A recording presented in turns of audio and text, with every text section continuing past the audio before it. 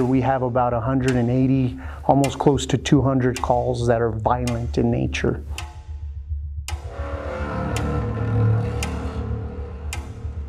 And so you're talking about starting cocaine and crack at 15, jumping into heroin at 16, and going on that pattern until you're 30. We're going to see a generation of very angry adults.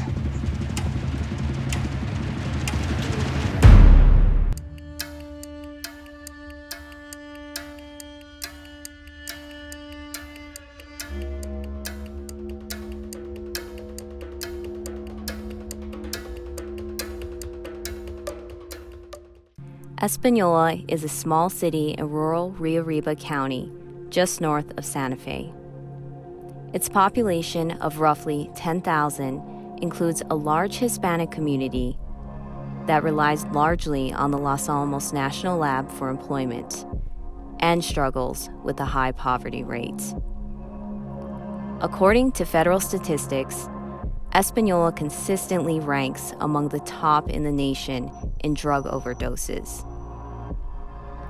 It is tough to find another American city that has 43 drug-related deaths per 100,000, compared with the national average of 7.3. For decades, Española has been plagued with violent crime, drug addiction, and more importantly, lack of opportunity and resources. In a lot of ways, Española has been written off, considered too far gone to be repaired.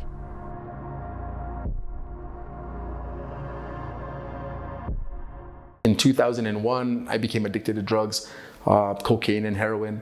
And that kind of stems from a lot of different things. It's because I was experimenting with it since high school, you know, and then I think kind of reality kind of hit, and then all these pressures of life kind of hit. And for me, it was kind of like an escape out of all of that, to a point where it got me. I got addicted in 2001. And in 2001, I remember waking up one morning and feeling like I'm addicted. I knew that I was, because of the feelings that I was having, the thoughts that I was having. And so I became addicted, cocaine and heroin. And then in 2006, I lost everything because of the addiction. I lost my family, I lost my home, I lost my self-identity. I became homeless here in Española. So I was homeless for 6 years, from 2006 to 2012. And my last rehab was in 2012 at Oil Recovery in Velarde.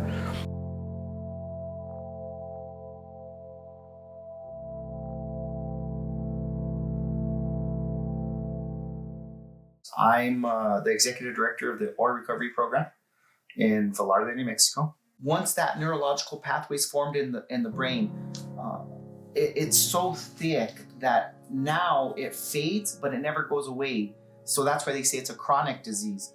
So what happens is, you think back at my friends, let's go back to when I was growing up. At age 15, we were experimenting with hard drugs, some more than others, and it got hold of them.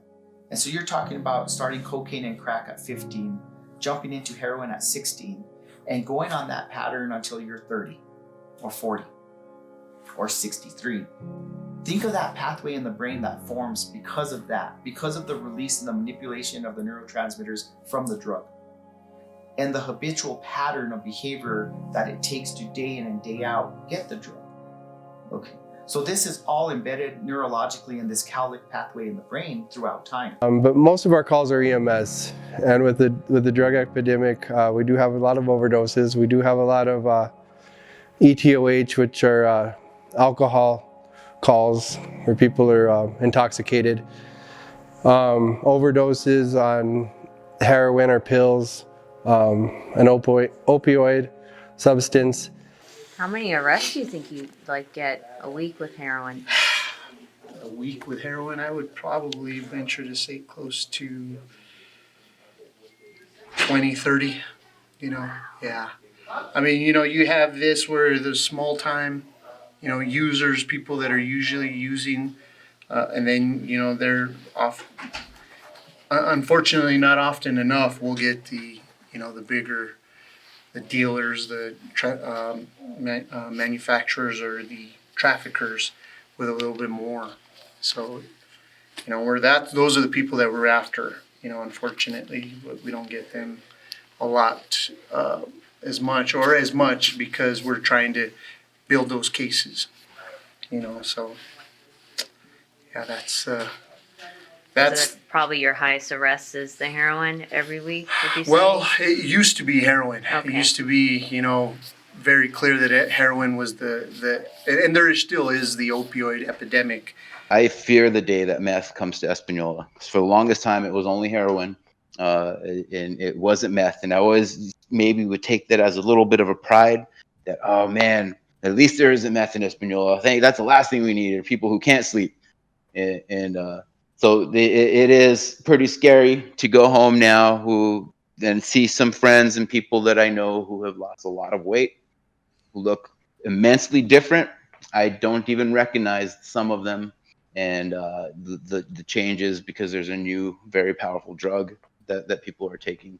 However, like I said, meth now has become very, very popular, unfortunately. And a lot of our people that we're dealing with that were normally on heroin have now switched over to methamphetamines because of the price. It's a lot cheaper, a lot easier to get, and the potency.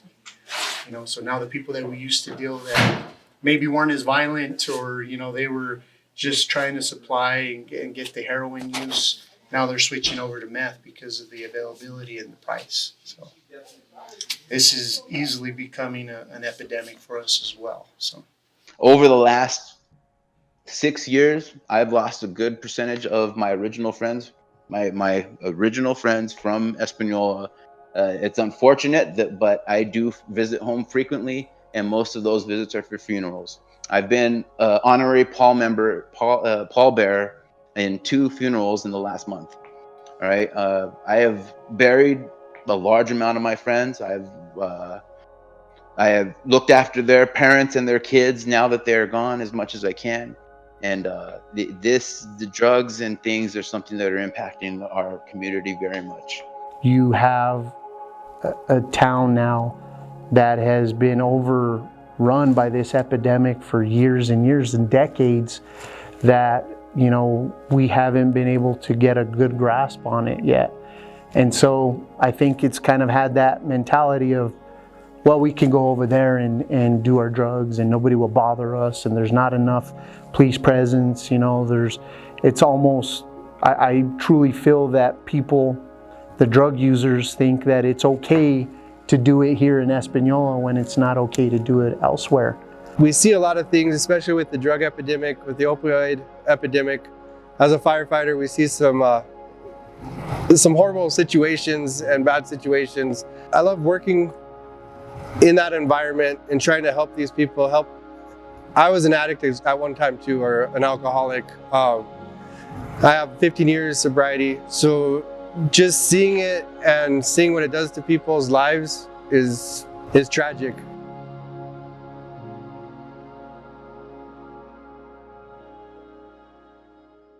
But then you have to treat while they're here the trauma that they may have seen. So you're treating the substance use disorder and you're teaching them through evidence-based practice about what that is. What does it mean when you say it's a disease? How does it form? Okay, and so we go through that here. We let them know why they make certain decisions impulsively when they're out there panhandling, when they're out there and they don't have a warm bed to go to because the family can't deal with it anymore. Why do they continue to go and steal from the loved ones that they don't want to hurt? It's because of the neurological disease that hijacks that prefrontal cortex area of the brain, and it causes you to work in that midbrain area, that fight or flight area, saying, I need this or I'm going to die. And decisions are just made. So you have these kids that are self-medicating, doing these things, and by the time we start dealing with them at 18, they're already full-blown addicts. And you ask these kids and these adults, when did you start doing this? 15, 16 years old, they were, taking pills in the medicine cabinet. I don't know how many times I've talked to people that said they shot up their first time when they were 15 or 16 because they had a family member that was doing it. We gathered data from Presbyterian Hospital, from Brenda over there, Brenda Romero. And she gives us data on babies that are being born exposed to opioids. In 2016, and this is off my memory, but at the highest point, 88 babies were born exposed to opioids or addicted, however you want to look at it. Out of 290 plus births, that's almost 1/3 of the births. So if they're born into this environment and they're seeing this happening day in and day out, then yes, it's going to cause them to be around it. One, easy access to grab a pill, easy access to grab marijuana. They see their parents doing it, so behavior's learned. Last year, we had 10 or 12 overdoses of Xanax or prescription pills in the junior high. You know, it was insane. You know, and so we're definitely having our kids impacted at a younger age. I know how easy it is to fall into a situation like drug addiction and how hard it is to get out of it. You know, I think that's one of the things that plagues Española the most right now is drug addiction, and it has for a long time, just like every community. I think there's, you know, I think it's a poison that plagues every community, and it's surely a poison that plagues our community. And I think that a lot of different things stem off of that when it comes to crime.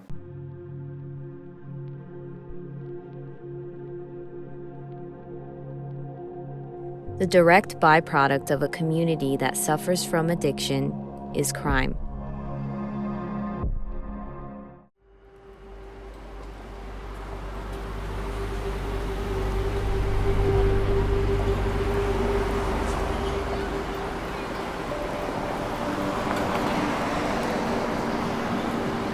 I was just talking to our record supervisor just to kind of get a rundown. And I say per year we have about 180, almost close to 200 calls that are violent in nature. About 150 of those we actually have suspect information that our officers and our detectives can actually follow up on. Unfortunately, due to the narcotic epidemic that we're dealing with, a lot of the times we're dealing with people who one week will be our victim, next week will be our suspects. You know, and it's a very close-knit community, even though a lot of times they are victimizing one another, that very few are willing to cooperate with the police department. But you know, I mean, we're looking at about 12 to 15 violent crimes a month. You know, we're talking about uses of you know, whether it's blunt instrument objects, edge weapons, or firearms. You know, that's probably, I would say, the smaller on the lesser amount, you know, minimizing it. But we deal with, I would say, with including domestics, including violent crime, I would have to say we're probably close to 1,000 a year, easily. A day after the discovery of 5-year-old Renesmee Calzada's body in the Rio Grande near Española. That really hit home for me. You know, for whatever reason, when I was a law enforcement officer and I was a grunt, so to speak, and boots on the ground, I think I kind of went to work with a little bit different mentality. I knew I was going to see the devil every day, and I kind of prepared myself for that, you know.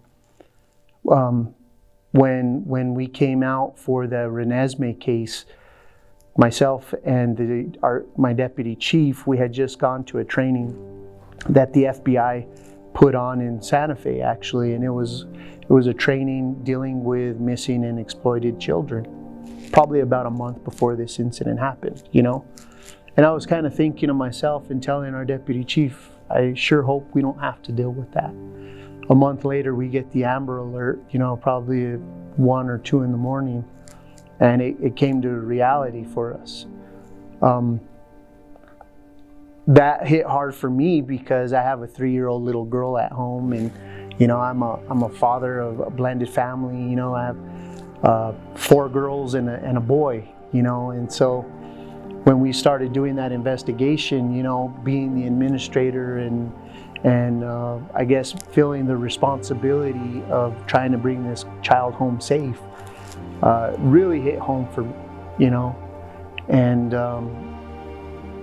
I think it really hit us hard as a community when we found out the unfortunate outcome. You know, it affected everybody, and it still does to this day for me. That was a real eye-opener as a teacher, to talk to your students about, you know, understanding and letting your parents know, or your mother or your father or a teacher know, if somebody's hurting you, even if it's someone you love, someone you care for, and someone you trust.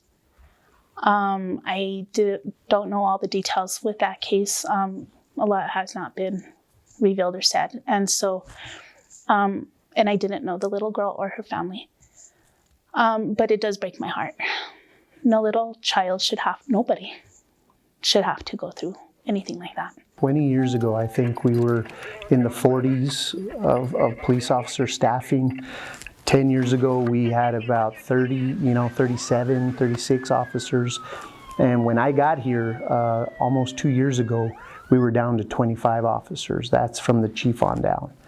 So we've been able to get a couple of officers last year to this year, but we obviously need more. You know, our officers are busy, and I used to work, at a department just south of here.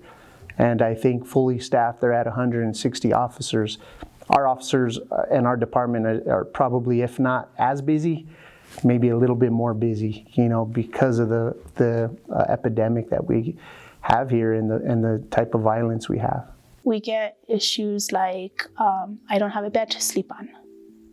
Or we all share a room and there's 5 or 6 of them.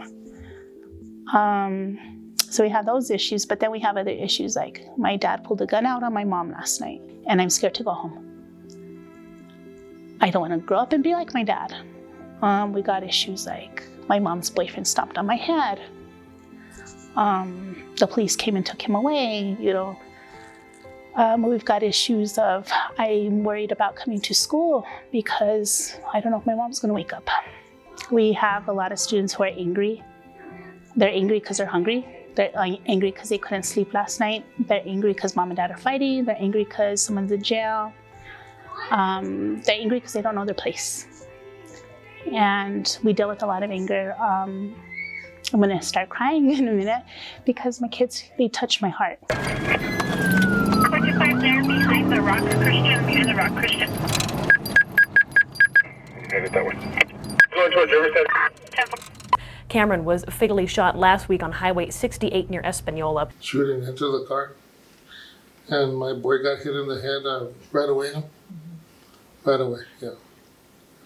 But like I said, they were out there still doing what they do. They were looking for trouble, and one of the guys said that he feared for his life, and like Valerie says, if you feared for your life, well, stay home, stay where it's safe. Don't be out there looking for it, you know. And it could have been anybody. It could have been you, me. People just passing by, going to the casino, and they get shot at, you know. He was just at the wrong place, wrong time. Yeah. But as far as gun violence goes, I don't know if it'll ever stop. We hope it does.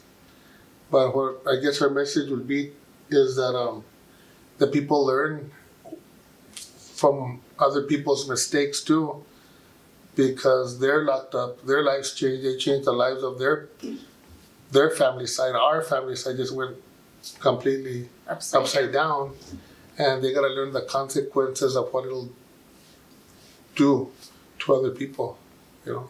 You know, I still see Cameron's name around. I still see, you know, effects of both sides, you know, because the suspects, you know, or the suspect on the other side was a young man from the area. The victims were young people from the area, you know, and so it's sad. It's sad because, you know, families on both sides lost somebody. A lot of our kids that do have the anger issues are brought up in homes or not brought up in homes with parents, you know, either they're with their grandparents and They don't understand why, or they're angry at their parents for abandoning them in a sense, or they're growing up in homes where parents are using. We've had students tell us they had to stay outside all night because mom and dad are doing whatever they're doing in the house. So yes, I think if we don't deal with the mental issues that are going on, the emotional, we're going to see a generation of very angry adults. And it's scary.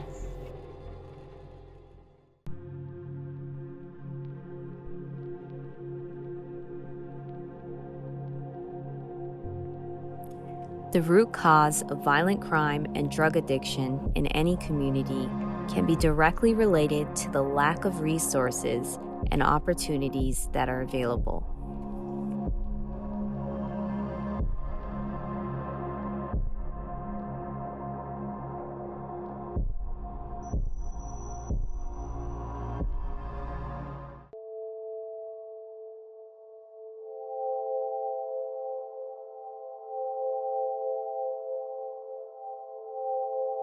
One of our records analysts did a statistic, and I think it's more closer to 60, 70,000 people that we serve, because of all the traveling, because of the pueblos, because of the counties that we have, and it's unfortunately we go by population that we get our money, So financially, we're not getting the money that we should be getting, and it's very concentrated here in this little city, So when you put all of that together and you have a police force of only 27, you can do the math on we have one violent crime that takes 2 or 3 of our officers, that pretty much handicaps us in the rest of the city.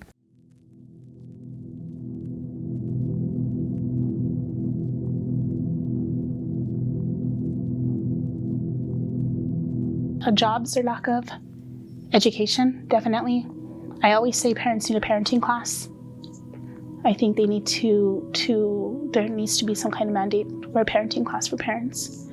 I also think that the jobs that are here are dead-end jobs. And if they don't have the education or the schooling, they're kind of stuck at those dead-end jobs. I also think, again, generational.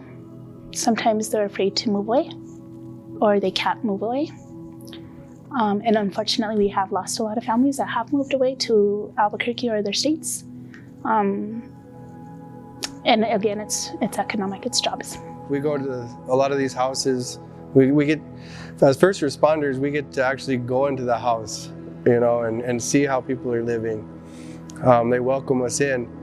So we get to see a lot of these people that are in poverty with several kids, 4 or 5 kids at the house. So that is a huge issue. And just finding resources for them, parenting classes, trying to get them out of poverty, trying to help them get a job.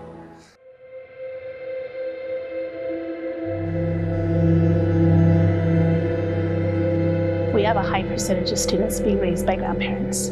A high percentage. In my classroom alone, my current 18 students, I have 3 students being raised by grandparents, 1 student being raised by an aunt. And to me, that's a high percentage. In the past, I've had almost half my class being raised by grandparents and being bounced from one grandparent to another.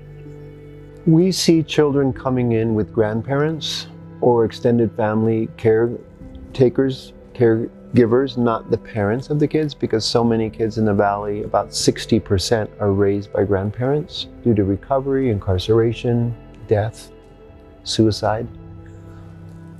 So the kids are lacking. They're sort of in a form of trauma. They're in a dis-ease, if you will. We see a lot of economic issues. with our students' families. Poverty is really high. 100% of our students are free lunch. They get free breakfast, free lunch, and our after-school kids get free dinner. We service about 120 students in our after-school program, so about 120 of them get a free dinner. School supplies, usually out of my own pocket. Our students don't come to school with jackets, so we've provided jackets for them. Sometimes that comes out of our pockets, sometimes the community helps out. Shoes, they come to school with holes in their shoes. We provide shoes for the kids. The economic issues in our valley are just, and I don't know if it's the whole valley or just the area I serve. Being a teacher in this area, it's just, the dynamics is really hard. Our kids need a lot of TLC. They need a lot of care.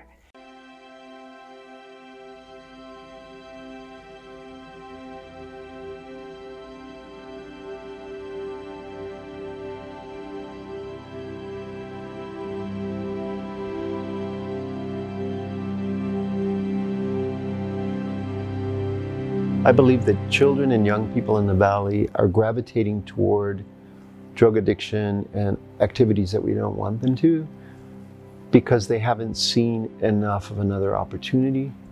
There's also a great deal of healing that has to happen, social, emotional wellness, somatic work.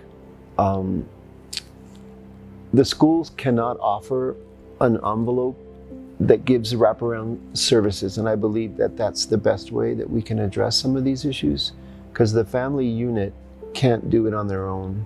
They're crippled, they're broken, they're struggling. And so I believe that if we can strengthen the school system through programs like Communities in Schools, which is essentially a wraparound service provision of all sorts of beautiful things that are needed in schools to help the administrators, the teachers, the nurses, the counselors to do their work better, but to really help the families and the students have what they need, the basic needs. Sometimes it's food or legal support or a tutor or social emotional group work, just to address the behaviors and the issues that are really debilitating them from achieving in school. I'm going to go back to the funding and the resources. You know, the fact that, you know, these, and I'll just give you an example. We had a person calling us, a lady calling us, telling us that her child was having some issues, mental health issues, and because of those mental health issues, she feels like she's self-medicating with prescription medication and what have you. Now, we don't have anything here in the community, and as far as I know, the state, that will help these people unless they're on Medicaid, unless they are getting some assistance. So if you have a middle-class family that is trying to do the right thing and support their family, they can't just go get funding and resources to get their kid help unless they've committed a crime and they're in the juvenile justice system, or if they pay a ridiculous amount of money, right, to do that on their own. And even if they do that, now you're on a voluntary basis with these kids. Okay, so now these kids have a choice to either sign up or be in there voluntarily. The other thing is if they're not on Medicaid, then the system pretty much says, well, I'm sorry, we can't do anything for you.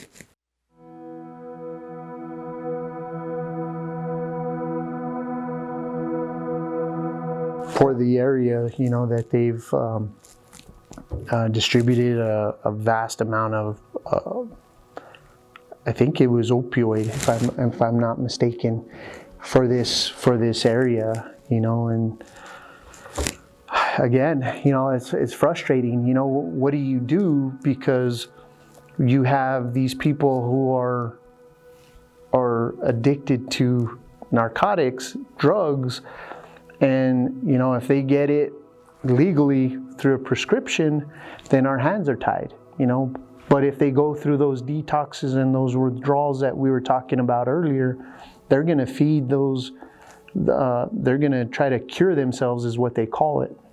They're going to try to cure that illness through whatever means, whether it's prescription, whether it's over-the-counter medication, abusing that, alcohol, illegal drugs.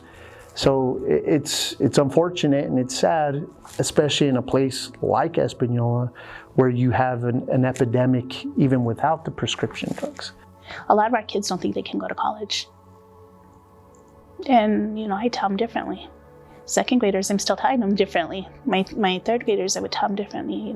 It's not always college either. I tell them we need mechanics, we need plumbers, we need everything.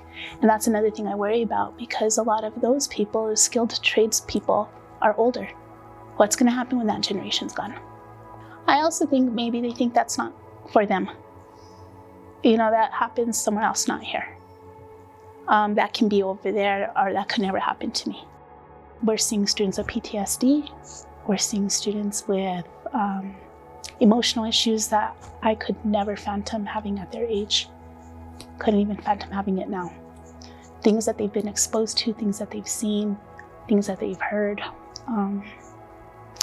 I think we need to address that. Our particular school does not have a full-time counselor. We have a part-time counselor we share with another school. So our students don't have that service available to them whenever they need. We also do not have a full-time nurse. So when we get our students in school and they have little owies, or they need, hygiene issues, or they have other issues going on, we have to deal with it as teachers because we don't have a nurse full-time here also. We share it with another school. Our parents love and care for their kids.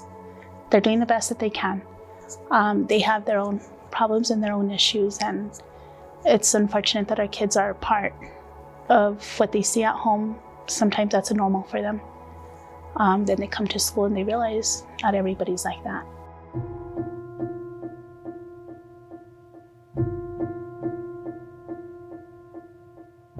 And so it was sad. It was sad. We passed the Senate. There was not one person that voted against it. And from what I'm told, when it went to the floor, the floor did not want to give that money to the law enforcement agencies so we could pay for more equipment, so we can have more money for officers and training. And it was sad. It was really sad. Because then I thought for sure, who's going to say no to police officer funding? I learned a great lesson that year.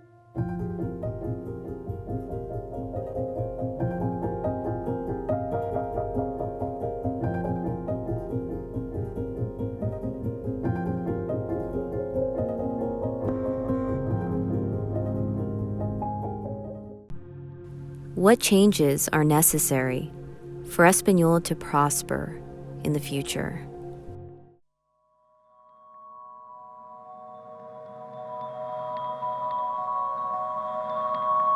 All of NASA's sites are on Española right now.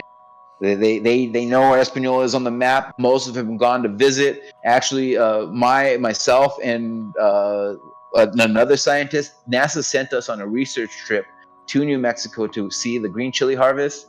And so we started in Española in Chimayo with Fidel Martinez, and we hit up all of Española, whatever, in New Mexico. But it's just crazy, man. It's just crazy to be here working for NASA. I personally think, and I take this as part of my mission, what I do in my life is my work and this stage that I have and what I do, I'm trying to show it to students and kids because I really believe that I have an opportunity to reach in and be a person who says, hey, look at this stuff that I'm doing.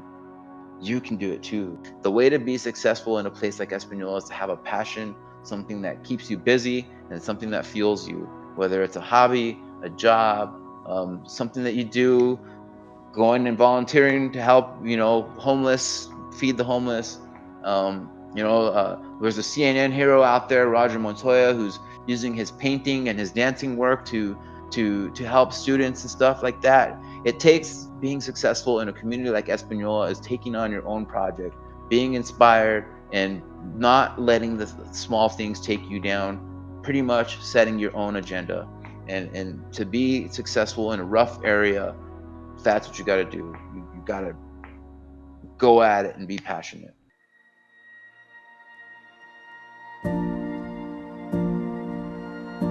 So the kids come, not all of the kids, but a large percentage, I would say, are lacking that sense of a family unit that we would expect children to have. A mom and a dad, sisters and brothers, a car, a home. It's so not the case for so many here.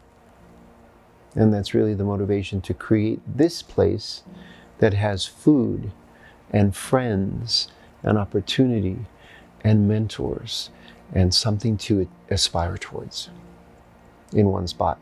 There are many large issues facing youth in this valley. But as I interface with 7th through 12th graders, just recently, 2,500 kids we got to meet and work with up close and personal this last October, they're really missing a sense of hope and a sense of what they can become.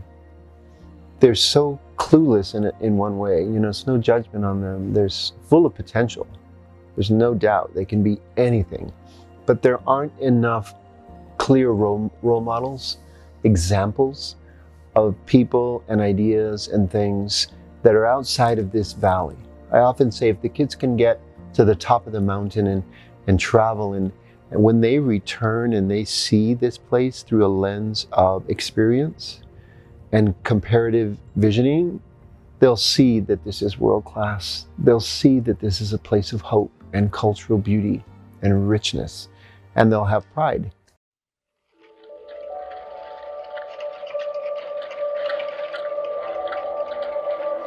Recognizing that we have a problem and we have to work together to fix it. And that's a perfect illustration of what Roger and Ralph did to bring the community together to support the Pathway Shelter and help these individuals rather than look down upon them and kind of shun them, right?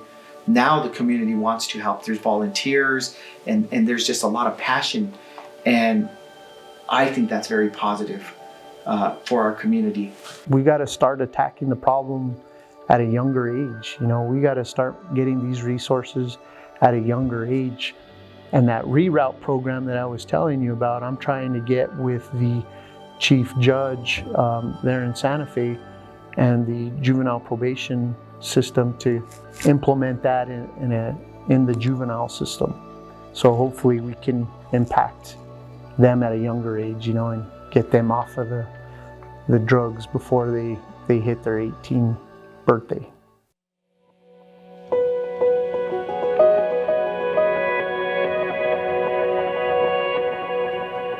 And I was hired to do the collective impact work, and they said, we got to create jobs and we got to do this. I said, how the heck are we going to do that when there's so much healing to be done? We need a decade or 20 years of serious work to heal those that are already in the crossfire and then the coming generation through parenting training and prenatal preparation. And it's a big, big arc of change that must happen because it has to be action-based. All of the social determinants of health that you just mentioned, you know, access to health care, transportation, basic food and housing, all of those are debilitating to families in poverty because they can never seem to, the car breaks and then somebody gets arrested. And I mean, it's just a constant one step forward and six back, you know, and I think that that's really the most difficult to watch, which is why my work with the collective impact is trying to strengthen this community. How can we get the delivery of those systems to the families that need them most so they can have one up? And that's why I go back to the schools. If we can strengthen the schools, that's where most kids are in public education for a good chunk of their lives, if they make it through K-12. And so if we can make those hours and months and years count and keep them safe and moving in a trajectory of hope and focus, I think that's the best place to put our efforts.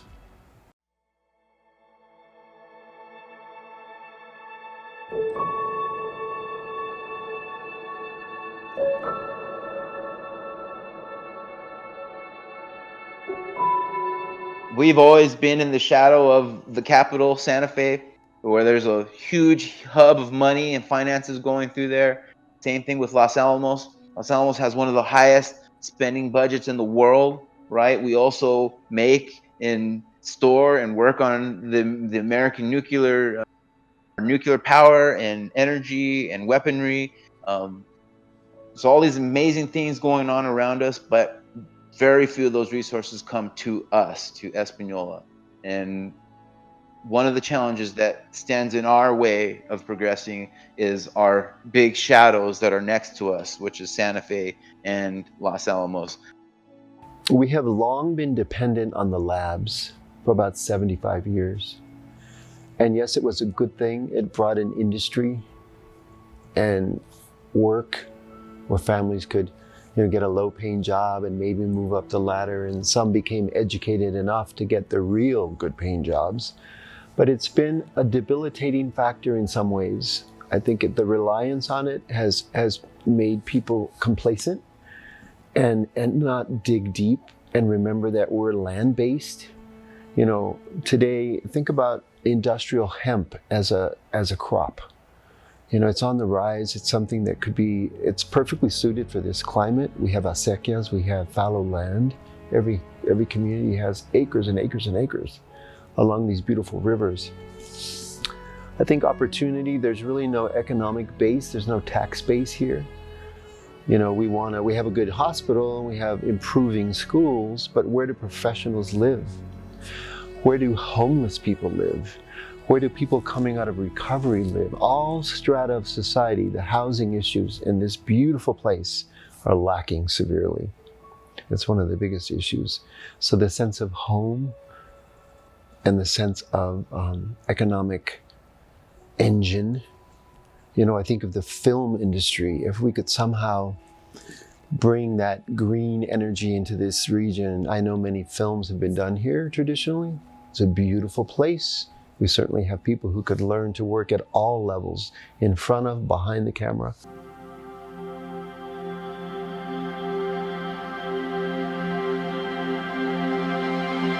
A lot of people have it in their mind that Española is a bad place. It's, the worst place for violent crimes and for robbery. And a lot of people just have that in their mind, that this is a bad place, that this is the heroin capital of the world.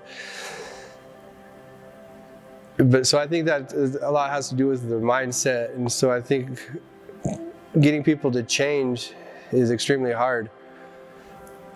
But like you said, it's not going to happen overnight, but I think that we're on the right path. And to show that people that, like I said, this is my home. I was born here, and I love this place. I love the people here. And I don't see it. Even being a first responder and being a firefighter, and we go to all these calls, like, they're humans, and yeah, they might be addicts, but I don't see this as a bad place. And I think slowly we're changing. Slowly we need the resources. We need, the governor, the legislature to help us out and to have financial support for these rehab facilities, for these resources needed, better parks, just more things to do with kids. Because right now there's not much to do if you're a kid. So they're gonna lean towards going and, doing drugs, alcohol. So if we had more things for the kids to do, more things for the community to do, I think that would help out a lot.